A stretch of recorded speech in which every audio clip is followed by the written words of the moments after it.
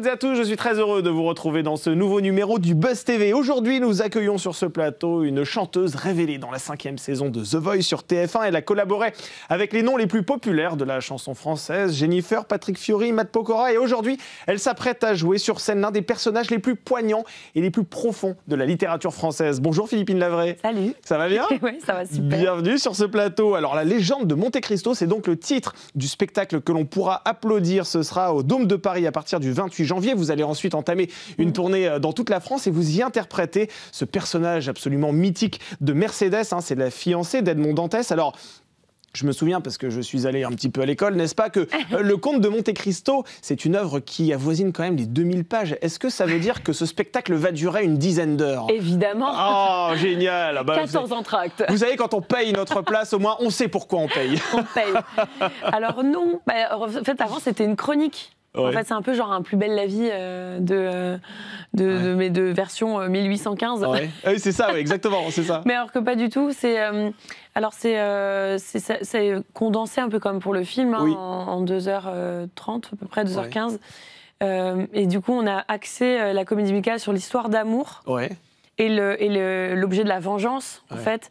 Donc, bon, ça va être incroyable. Et je ne sais pas comment les metteurs en scène ont fait. Ils ont dû faire des choix très importants, ouais. Voilà, donc Serge Postigo, qui a la mise en scène, que j'embrasse, a fait un travail de dingue avec les auteurs du livret.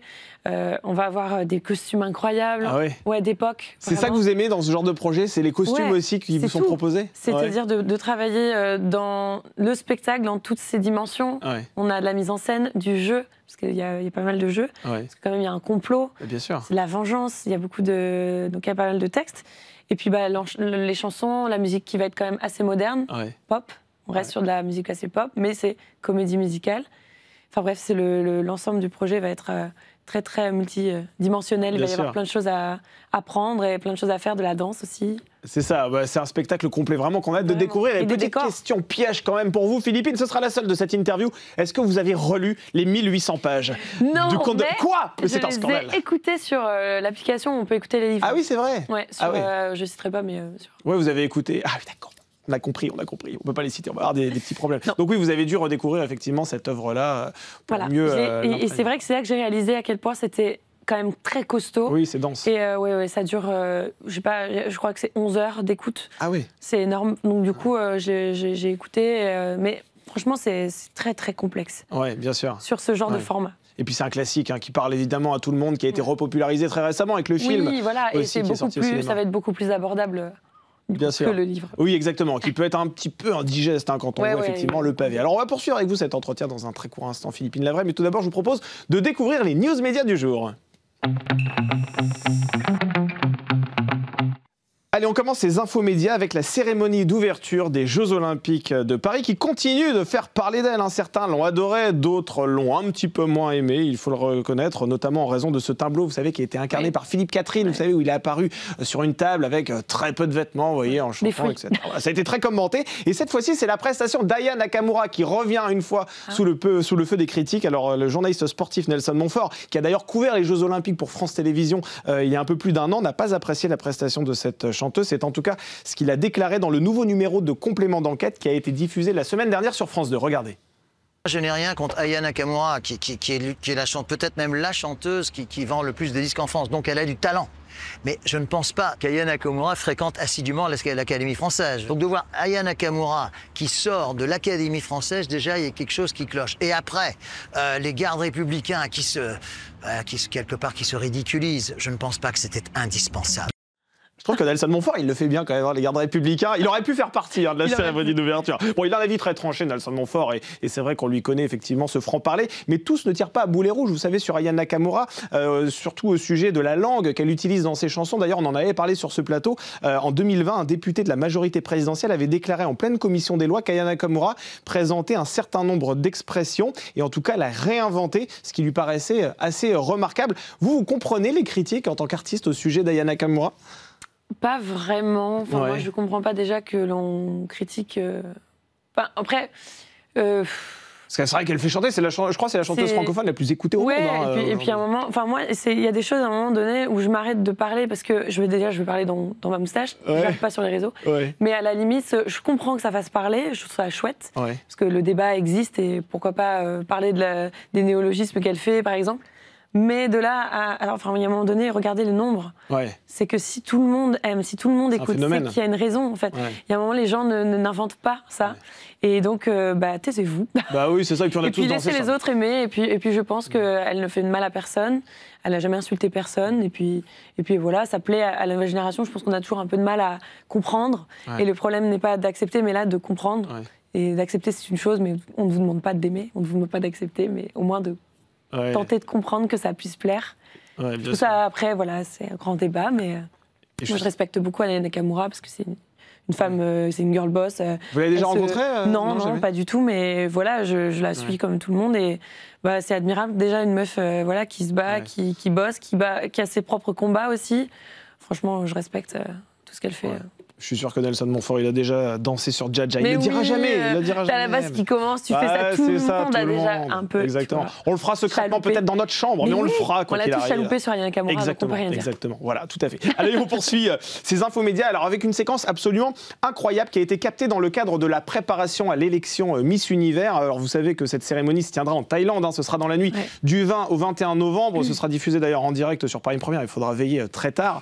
Et depuis quelques jours, les 125 concurrentes qui sont toutes arrivées sur place participent à des excursions, à des événements publics et doivent aussi publier assez massivement, c'est vrai, sur leurs réseaux sociaux. Et l'une de leurs missions, c'est de promouvoir le pays qui accueille la cérémonie, en l'occurrence la Thaïlande. Et lors d'une réunion en compagnie du comité Miss Univers Thaïlande, l'un des membres de cette organisation a reproché à Miss Mexique de manquer à son devoir de ne pas publier sur la Thaïlande. Et ce responsable lui a reproché devant toutes les autres de ne pas avoir rempli sa part du contrat, ce qui était assez humiliant au regard des autres candidates. Et elle s'est défendue en indiquant qu'elle avait suivi tout simplement les consignes de son comité national, ce à quoi le cadre thaïlandais a répondu: si vous suivez les ordres de votre directeur national, vous êtes débile. Voilà les propos qui sont assez forts, vous voyez, assez véhéments, qui ont été employés. Alors cette sortie, qui a été jugée une fois de plus très humiliante pour la candidate, n'a pas manqué de faire réagir de nombreuses reines de beauté qui ont pour certaines décidé de quitter la salle au moment où le responsable thaïlandais a pris la parole.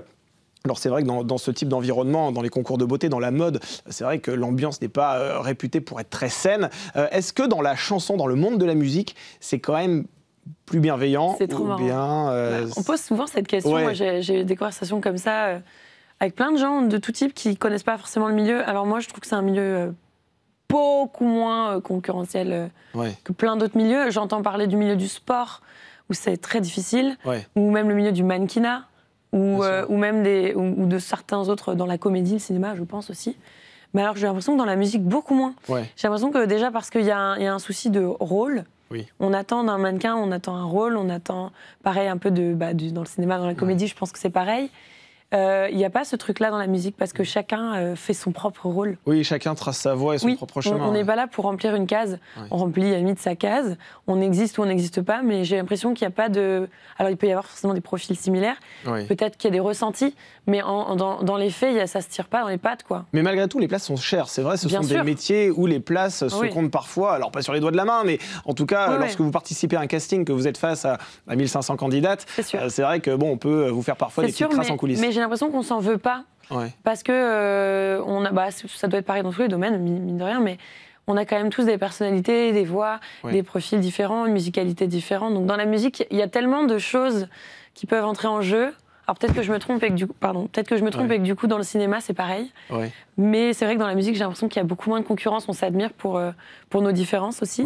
Donc du coup il n'y a pas de raison d'en vouloir. Oui, et il y a de la place pour tout le monde. Oui, en fait. je pense qu'il faut la faire. En fait, faut se faire sa place. Exactement. Le public, il y en a. Donc. En tout cas, votre place, vous allez vous la faire. Ce sera dans. Voilà, vous allez creuser. Alors pas votre temps bien sûr. Hein, vous allez creuser votre chemin. Vous allez creuser effectivement votre succès. Je ne sais pas si ça se dit d'ailleurs, mais bon bref. Vous serez on va le dire. Vous serez dans la légende de Monte Cristo. Ce sera au Dôme de Paris. On en parle tout de suite dans l'interview du Buzz TV.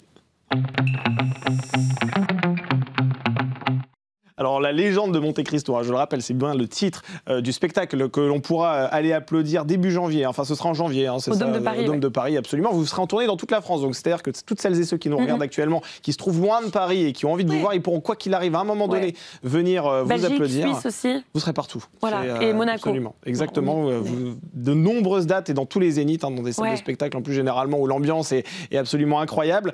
Pour celles et ceux qui ont oublié un peu les grandes lignes de cette œuvre signée Alexandre Dumas, est-ce que vous pouvez un peu nous rappeler voilà, l'intrigue au cœur de laquelle d'ailleurs se trouve ce personnage d'Edmond Dantès, si ça parle à certains. Alors c'est une histoire à la base d'amour, un jeune marin qui finalement se promet devenir capitaine et puis enfin voilà, il est comme un ouf. Je la fais version vulgarisation. Oui, là on est moderne, on est en 2025. Alors Edmond, il est comme un dingue et du coup il a un statut qui lui permet de se fiancer enfin à la femme qu'il aime, qui est Mercedes. Madame, c'est ça que vous interprétez? Exactement. Et donc, du coup, voilà. Sauf que ça rend jaloux le 1815, il faut remettre. Le cousin de Mercedes est amoureux de sa cousine. Oui, c'est ça. On est à une autre époque. Voilà, exactement. Donc, du coup, il est jaloux. Et l'autre, je confonds tous les personnages. Non, vous inquiétez pas, il y en a beaucoup, des personnages aussi. Le marin qui accompagne, du coup, pareil, il est dégoûté. Il dit non, c'était moi le capitaine. Il n'a pas été promu, lui. Voilà. Donc, Et puis, il y a des secrets de famille avec le procureur. Bref, les trois font un complot sans trop savoir exactement. Le mec finit en tôle. Et là, pendant 14 ans, il est enfermé en prison. Du coup, Mercedes, qui est enceinte, se doit de se marier, parce qu'à l'époque, on ne peut pas être enceinte sans se marier. Elle se marie donc avec Fernand, son cousin. Et puis, elle fait sa vie. Lui revient de prison. Il a appris plein de choses avec l'abbé Faria qu'il a rencontré en prison. Il lui confie un grand trésor, il devient fortuné, il revient et puis là, il se dit je vais me venger. C'est à ce moment-là qu'il devient d'ailleurs le comte de Monte Cristo. Et c'est là, en fait, il apprend en prison par l'abbé Faria qu'il y a eu un complot. Il comprend en fait ce qui s'est passé, il relie un peu tous les câbles, il fait oh là là, ça va pas du tout. Il rentre, il se venge, mais il retrouve Mercedes. C'est à un moment, il y a une dualité entre lui du coup. À la fois, il veut pas lui dévoiler qui il est, qu'il est en fait Edmond. Qui est revenu, parce qu'il veut d'abord se venger. Mais elle finit par le comprendre. Non, elle finit par, déjà, à l'instant où il se voit, elle sait. Voilà, elle sait. Elle comprend que c'est lui. Elle sait que c'est lui, dans les yeux ne se maquillent pas. Les yeux, on peut mettre tout ce qu'on veut autour, mais les yeux, c'est le regard. Elle le retrouve, mais elle dit rien, et puis, voilà, il y a tout qui se met en place. Et puis, lui, il est tiraillant entre l'amour qui peut le faire flancher, et qui peut tout à fait le faire abandonner sa vengeance, mais il ne veut pas. Donc il est tiraillant entre Monte Cristo et Edmond, et c'est tellement beau à voir, tellement incroyable aussi, les intrigues, le complot, les non-dits, le tabou de l'époque, le contexte politique. Aussi, oui, c'est vrai. Parce que c'est toute une histoire de bonapartisme, on n'avait pas le droit d'être... Sauf qu'après, Bonaparte revient. Voilà, exactement, donc, après l'exil. Il y a plein de... C'est magnifiquement décrit, écrit, le livret est tellement bien fait. Je suis hyper fière de faire partie de ça parce que c'est une très belle histoire. Oui, absolument. Et justement, là, vous venez de dessiner l'intrigue de cette histoire que l'on a tous plus ou moins lue à un moment donné quand on était à l'école. Et sur scène, ça donne ça.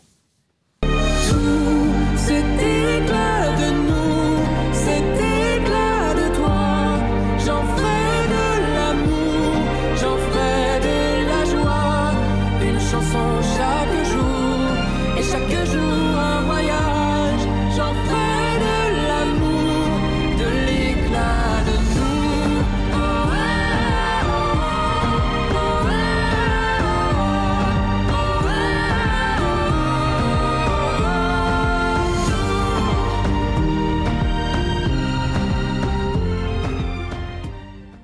oh, c'est magnifique, franchement, l'image, le son, c'est un tube, ça. Vous savez, je l'ai eu en tête pendant à peu près toute la soirée. J'adore cette chanson, en plus de ça, j'adore les chansons. Je suis super fan du projet. Bah oui, on sent que vous en parlez avec passion. Je serais allée le voir, honnêtement. Franchement, et oui, c'est super. Alors là, je jouais de la guitare et John Steers jouait du piano. On jouera Edmond Dantès. On jouera pas forcément live. Il y a un moment où je prendrai sûrement la guitare pour une scène, mais c'est vrai que voilà, c'est plein de musiques qui, j'espère, vont vous parler. Et généralement, c'est vrai que dans les comédies musicales, on assiste à une alternance entre chansons et dialogue. Et là, en l'occurrence, quelle sera la part de texte récité et la part de texte chanté? Je crois que c'est assez équivalent. Enfin, en tout cas, il y a beaucoup de chansons, donc il y a quand même beaucoup de musique. Mais il y a aussi forcément le contexte, l'histoire fait qu'on a besoin de dialogue. Il y a quand même beaucoup de dialogue et beaucoup de d'intrigue. Donc c'est un bon mélange, je pense que l'équilibre va être incroyable. Et c'est pour ça que pour vous, c'est peut-être un défi qui va au-delà de votre carrière de chanteuse, parce que là, vous devez incarner un personnage, vous devez jouer. Là, vous avez une comédienne d'actrice, finalement, qui vous tend un petit peu les bras. Ça a été compliqué aussi, ça, d'aborder ce point-là pour vous? Alors, j'étais plutôt enjouée, en fait, à l'idée de le faire. C'est vrai que c'est une part que je n'ai encore jamais connue, part du métier. C'est la première fois que vous jouez un rôle, complètement. vraiment. Et même, d'ailleurs, ça va aller plus loin, parce que moi, mon habitude va être de chanter en tant que Philippine Lavray.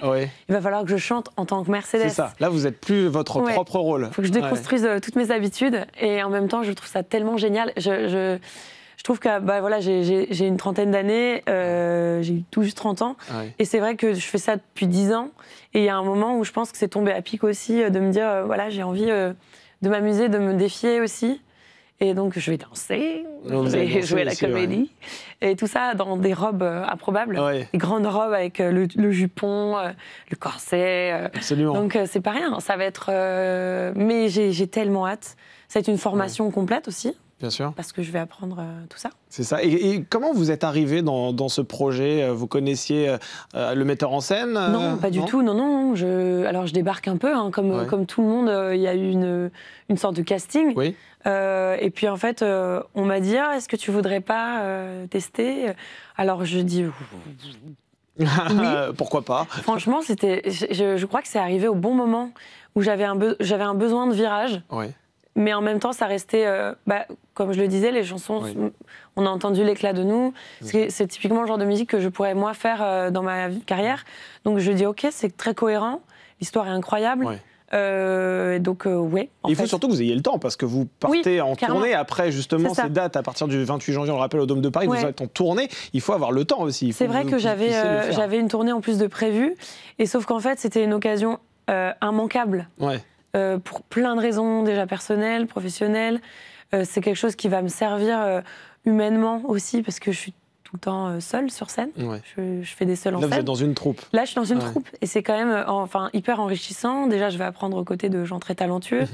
Et donc, c'était évident, en fait. Je me suis dit, bon, il faut le faire. Et comment vous qualifieriez Mercedes, la femme que vous interprétez? Parce que là, comme on le disait tout à l'heure, vous êtes une comédienne. Peut-être que vous n'avez pas forcément le même caractère que celle que vous allez jouer. Comment vous définiriez justement celle que vous allez interpréter? Je pense que j'aurais pu être comme elle. Vraiment, Elle est très vertueuse, hein, Mercedes. Hein. Ouais, mais à l'époque, elle était en plus dans un contexte horrible, où les mœurs étaient quand même plus difficiles pour les femmes. Bien sûr. Déjà que ça l'est pas évident aujourd'hui, mais alors à l'époque, ça devait être encore plus dur. Mais déjà, les catalanes, moi je suis pas du tout catalane, je suis normande, donc rien à voir. C'est pas très loin, vous savez, en avion. C'est pas très loin en avion, sur l'échelle de la Terre. Voilà, mais c'est une femme du coup très forte, et c'est vrai que le metteur en scène, Serge, m'a souvent donné l'image d'une danseuse flamenco, vous voyez, quand elle danse et qu'elle sont de rage catalane. Déjà, elle a ce truc-là, quand Edmond se fait arrêter, elle est vénère, quoi. Elle en veut au monde entier. Mais en même temps, bim, aussitôt, elle réagit. Et quelque chose lui tombe sur le coin du nez. Bon, certes, elle attend. Elle vit un peu dans l'attente. Mais en même temps, elle avance. Absolument. Et ça, c'est un peu quelque chose qui me parle. Donc j'aime beaucoup ça chez elle, très forte. Et comment vous avez préparé ce rôle? Vous avez regardé d'ailleurs le film qui est sorti très récemment, où c'est Anaïs de Moustier d'ailleurs qui joue le rôle de Mercedes. J'ai dit Anaïs. Oui, c'est Alice. Voilà. C'était sa sœur, Anaïs.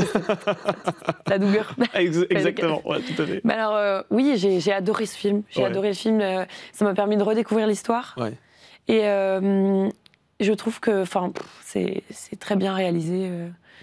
Et ça va s'en rapprocher légèrement, à des détails près. À certains égards. À certains égards, notamment dans le timing, mais c'est des détails qui ne joueront pas.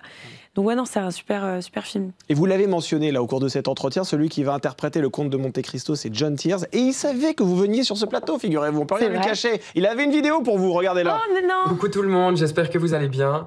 Coucou Philippine, je suis extrêmement triste de ne pas être présent avec vous aujourd'hui. Je suis en Suisse en train de présenter un TED Talk. Donc voilà, une grande conférence pour moi, mais je suis extrêmement excité de le faire.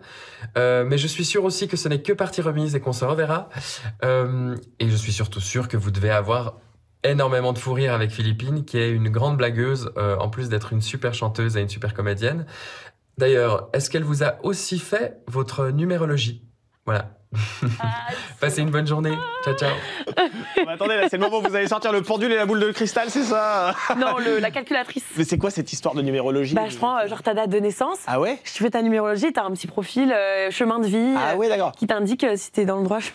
Ah oui, c'est vrai? Et ça fonctionne comment? C'est-à-dire que là, je vous donne ma date de naissance, par exemple, et après je fais le calcul. Ah oui, d'accord. Tu vois? Ah oui, c'est quoi? Vous additionnez les chiffres? Ouais, les chiffres. Bon, après, en fait, qu'on a fait la numérologie de quelques journalistes qu'on a croisés. Ah, c'est vrai? Et c'était très, très, très marrant. Et c'était généralement le profil que vous sortiez correspondait à la personnalité? Souvent, ça marche bien après. Ah ouais, c'est vrai. Est-ce qu'il y a des billets? Ah oui. Tu vois, psychologique, qui fait que oh ouais, c'est moi. Et en fait. Est-ce que vous êtes un peu superstitieuse ou pas? Alors, c'est pas le mot. Moi, je dirais plutôt que j'aime croire qu'il y a des signes. Oui, c'est ça. Vous croyez aux signes? Mais alors, j'ai pas de religion attitrée. Oui. Je respecte ceux qui en ont. Bien sûr. Et je trouve ça chouette de donner un certain sens à sa vie et de ne pas croire que tout n'est que hasard. Ouais. J'aime croire que rien n'arrive par hasard. Déjà, d'une, je trouve que c'est une philosophie qui permet d'être heureux au quotidien. Donc, Et vous avez un point commun avec ce chanteur que l'on vient de voir à l'instant, c'est The Voice. Parce que lui aussi a été révélé dans The Voice. Alors lui, c'était la 8e saison où il a atteint la demi-finale. Vous le connaissiez avant de rejoindre la troupe de ce spectacle? Une des rares personnes que je connaissais de la troupe. Mais alors, pas des moindres. Et puis en plus de ça, à chaque fois qu'on s'était croisés, on avait passé d'excellents moments. On rigole beaucoup avec John. Et on s'était croisés sur plein de plateaux multi-artistes, en fait. Donc on s'était suivis sur les réseaux et on se suivait d'assez près quand même. On voyait quand même toujours les actus et je l'ai beaucoup soutenu à l'Eurovision. J'ai adoré son titre, tout l'univers. Voilà, j'étais vraiment derrière lui. Et donc, hyper contente d'apprendre que c'était lui Monte Cristo. Et en fait, on savait qu'on avait le rôle, on savait pas encore qui ferait l'autre. Vous savez pas, Et du coup, on l'a appris en même temps, un peu en FaceTime. Ils me l'ont appris, on a appelé tout de suite et on était trop contents. Vous en êtes très joué, bien sûr. Et vous en avez gardé quel souvenir, vous, de The Voice? Vous faisiez partie de l'équipe de Florent Pagny. Tout le monde s'était retourné à l'époque. Puis Asie. Ah oui, puis Asie, parce qu'elle vous avait repêché, je crois. Exactement, j'étais repêchée. J'ai adoré, moi, The Voice. Après, j'y étais allée en mode, qu'est-ce que je fais là? Ouais, c'est ça. Je sais pas trop, on verra. Et c'est ce qui, en fait, je pense, m'a permis de aussi bien le vivre parce que du coup, j'avais pas nécessairement d'attente. Ça m'a pas. C'est le travail que j'ai aussi fait derrière qui m'a offert tout ce que j'ai pu faire. Mais franchement, The Voice m'a apporté énormément. C'était un tremplin pour vous, vraiment, The Voice? Oui. C'est-à-dire que sans The Voice, vous ne seriez pas forcément sur ce plateau? Bah oui, c'est sûr, parce que ça m'a permis déjà d'obtenir quelques dates au nom de The Voice avec d'autres artistes de The Voice, ça déjà. Et puis, et surtout, ça m'a permis personnellement de confirmer que c'était quelque chose que j'aimais faire. Et ça a planté une graine qui a assez vite germé. Et derrière, c'est tout le travail. J'ai arrosé la plante, mais c'est vrai que la graine vient de là. Ça vient de The Voice. Oui, quand même. C'est grâce à The Voice d'ailleurs que vous avez collaboré quelques années plus tard avec Patrick Fury. Vous avez fait les premières parties de ces spectacles en tournée. C'est ça. On était en duo avec Théo à l'époque. C'était Philippine et Théo, on s'appelait modestement. Et on a fait quasiment toute la tournée de Patrick Fury en 2018. Et ça a été la première grosse expérience de scène pour moi. Ça a été fou. Et puis oui, c'est grâce indirectement au casteur de The Voice, en fait, ami de Patrick Fury, que j'ai rencontré. Bruno Berberès? Exactement. Grâce à Bruno Berberès, que je salue très fort et que j'embrasse, qui franchement permet à beaucoup d'artistes de rencontrer ensuite plein d'autres gens, pas que de faire The Voice. C'est un énorme révélateur de talent, hein, celui qui a repéré tous les grands noms qui sont sortis de The Voice. Il y a eu beaucoup de noms, et puis tous les casteurs qui sont avec lui aussi. Et bon, après, voilà, c'est enchaîné ma rencontre avec Les Enfoirés, c'est grâce à Patrick Fury. Absolument. Donc en fait, c'est ça. Parce que vous avez participé, ensuite vous avez aussi collaboré, je le disais tout à l'heure en introduction, avec Jennifer, Matt Pokora. Et le point commun, effectivement, de ces trois artistes que l'on a cités, c'est qu'ils font aussi partie de la troupe des Enfoirés. Et vous aussi. Alors vous êtes un peu plus dans l'ombre, puisque vous êtes répétitrice. En quoi consiste-t-elle? Oui, c'est ça, parce qu'il va falloir que vous clarifiez tout ça, Philippine. Moi-même, c'est pas clair. Moi-même, je dois clarifier, je vous avoue. Parce que vous êtes dans l'ombre, mais en même temps, parfois, vous êtes sur scène, vous chantez, vous êtes tout, exactement. C'est un travail qui va arriver progressivement. Là, cette année, je suis au Dôme de Paris en janvier. Donc du coup, j'ai pas... je vais pas autant être présente que les autres années. Ça fait, je crois que ça aurait été ma 9e année là, aux Enfoirés, donc c'est énorme.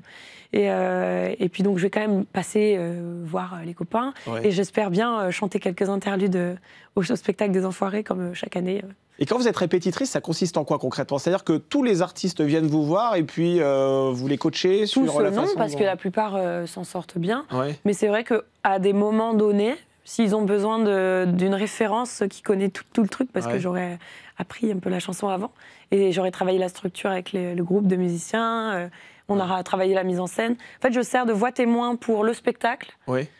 Pour la mise en place du spectacle en lui-même. Et puis après, une fois que les artistes arrivent, ils viennent me voir en me disant vu que tu as fait la voix témoin, tu connais tout, donc est-ce que tu peux m'aider sur ce point?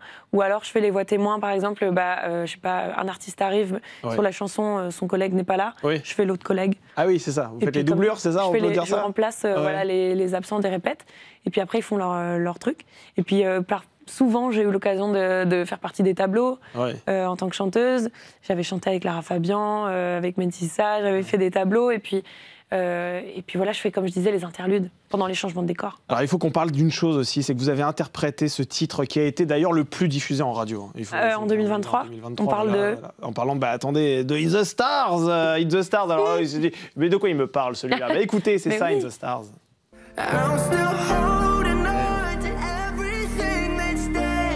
Ça, c'est Benson Boone. Ouais.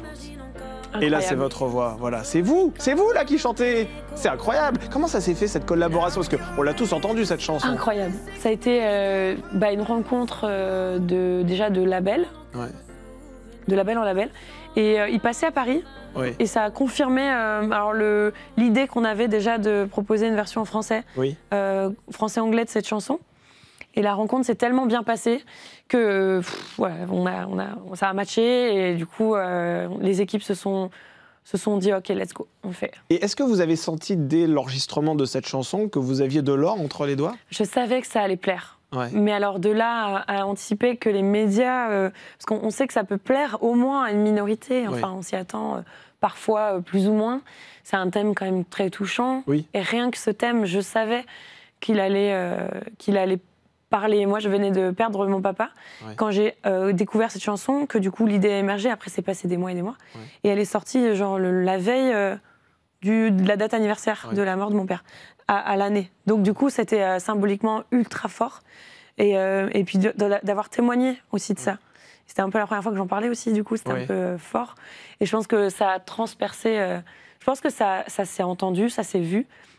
Et beaucoup de gens se sont livrés à moi après. Donc des messages sur tous les réseaux, sur YouTube aussi. Genre, allez voir le clip, regardez les messages en dessous. J'ai des pavés de gens qui me racontent leur deuil en fait. Et je trouve ça merveilleux. Vous en avez vu là un signe aussi, vous qui croyez beaucoup aussi. Évidemment, évidemment. Enfin en tout cas, vaut mieux le voir comme ça. Je trouve ça beau de se dire ça quand même, c'est pas rien. Est-ce que c'est mon père qui m'a envoyé ce duo? Peut-être. En tout cas, je le salue. Salut. Absolument. S'il nous écoute, bien sûr. Voilà, et je suis sûr qu'il nous écoute. Il est là. Mais ouais, c'est une chanson qui a dépassé, qui nous a dépassé. Oui, et qui a d'ailleurs même dépassé les frontières, il faut le préciser. Merci beaucoup, Philippine Lavray. Merci d'avoir été sur ce plateau. C'est déjà terminé, vous savez. C'est ça qui est terrible. Les bonnes choses ont une fin, mais c'est quand même horrible. Vous interprétez le rôle de Mercedes, je le rappelle. Ce sera au Dôme de Paris, dans la légende du comte de Monte Cristo. Donc ce sera à partir du 28 janvier. Et ensuite, pas de panique pour celles et ceux qui habitent très loin de la capitale. Vous partez en tournée en France et même un petit peu à l'étranger, comme vous l'avez précisé tout à l'heure. Merci d'avoir été sur ce plateau. Et le Buzz TV revient demain avec une comédienne que vous avez très certainement aperçue dans HPI qui revient sur France Télévisions, Marie Denarnaud. Bonne soirée à toutes et à tous sur le Figaro TV.